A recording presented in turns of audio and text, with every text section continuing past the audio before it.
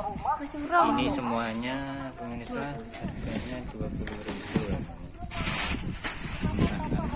Yang murah untuk di Jawa ini. Isinya apa aja ini? 20.000 ya. Ini 10.000. Tentang apa ini? Untuk ikan pesek. Ukuran. Ini semua total 10.000.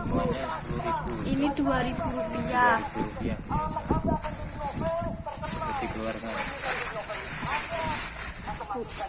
Nih, sayurannya semua 10.000. Wortelnya setengah kilo. Setengah kilo.